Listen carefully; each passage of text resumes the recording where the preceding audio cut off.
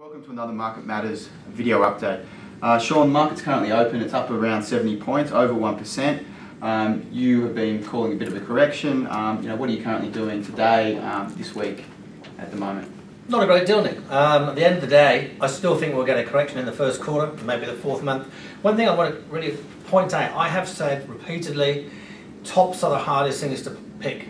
Yep. Now this might go back up to 5,600. I think we're going to pull back. I think the US will have that 10 or 15% pullback, but it might have another spurt up first. Tops are very, very hard to pick because people are bullish, people are optimistic, and they look for excuses to buy the market. Now, and today's strong, but we've got a few things going on. Now we've got the ECB tomorrow night. They are going to pump a certain amount of money into the system, a ridiculous amount of money to try and stop deflation. It's not actually working. Europe's still an absolute mess. At some point in time, it's going to be time to taste the music, but let's wait and see when that is. Last week we had the China market down 8% in one day. Again, the market's held up when that happened, interestingly. We had the Swiss situation. Everyone's gone about, look what Swiss did to people, look what the Swiss did to people. I find that quite amusing. No one's talking about what the ECB are doing to the Swiss. Yeah. The ECB is crippling Switzerland by their massive, massive stimulation and devaluing of the euro. So they got a bit their own back by the Swiss just saying, no, we can't afford this anymore. And those sorts of things to me are interesting scenarios going forward. But in terms of making money today, the market does not feel ready to go down. Yeah. It's had a few things thrown at it. It hasn't gone down. One of my favourite sayings is, if the market doesn't go down on bad news, it's going to go up first. Okay. And it feels like it's going to go up before it goes down. I'm not quite sure where, Nick. I look at the individual stocks and the sectors. Your BHPs and your oils, BHP could bounce back to 30 bucks. It's still in a bear market. Yep. Well, that's going to add a fair few points to the market. The banks could have a bit of a run. CBA might get excited before the dividend along with Telstra. And before you know where we are, we could be back at 5,600. At the end of the day, you're still really sideways since last November. Yep. So it's very, very, very tricky here. I've got no trading positions on.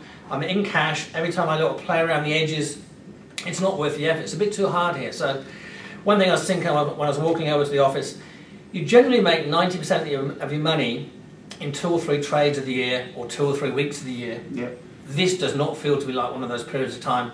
This feels like one of those periods of time where you go to the beach, yep, take it easy and wait for the easy money, and the easy money is not here today. Okay, and just in terms of your trading, we had an alert that we sent out that you took the rest of your Newcrest off the table. The stock's gone a little bit higher since, up towards that $14 target that you had on it. What was the reason for that? I know that you did explain it in that morning report, but just for the video, what was the reason taking it off the table? I explained it in the report because I had numerous questions about it, Nick. The first thing is, what a spectacular trade. We've made an awful lot of money. We made over $4 out of Newcrest. Yep. We made a phenomenal percentage out of Regis. I was very, very confident last November, December. I think I said in one of the videos, the only shares I will buy in our market today are gold shares. Yep. Okay, today I don't really want to buy anything. If I had to buy something, it'd be Telstra. So coming back to why I took off Newcrest a bit early, simply because the company's management, even though it's in the process of changing, has got a shocking track record. They've got a quarterly update coming out at the end of this month. We've already got 85% of our profit potential in the trade. Yep. To me, that was good enough to take it. Okay. I would not consider going short gold stocks. Gold's still in a bear market. Yep. Gold goes up a bit higher, I'd be getting out of any gold stocks if I own them. Yep. But to me, that was the trade. That was most of the money for the trade. I keep saying trade, it isn't what I call a long-term investment. Take your money, move on. At the moment, move on is actually wait and see. Just one thing I want to add to that. I had a subscriber call in before and he asked me that he's bought Newcrest only a few weeks ago. He wasn't lucky enough to get it in the middle of November when you got set around the mid to high 8s. You've taken it off the table ahead of your profit target. In that scenario, just generally speaking, do they look to sell half or do they look to just wait till it hits your profit target? Because at the moment it does look like that's where it's heading to. Okay, well, that's an interesting question actually, Nick. I hadn't thought about that. Good for you to hold some of those back from me. Yeah, I think I would be selling half. I don't really want to know where he got in. So that's the most important thing about planning a trade or planning an investment. It's the same thing. You have an entry plan, an exit plan, etc., etc. And I put that in the recent report. Yep. So this gentleman or lady has got into the trade later than we had, which obviously makes the risk reward less attractive. Yep.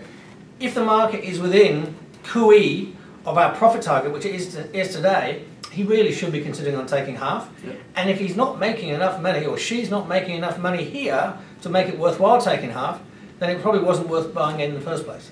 Okay, awesome. Thanks a lot for that. Another very insightful update, Sean. A pleasure, and be patient. It might be a slow few weeks, but I think it'll be a very, very exciting year.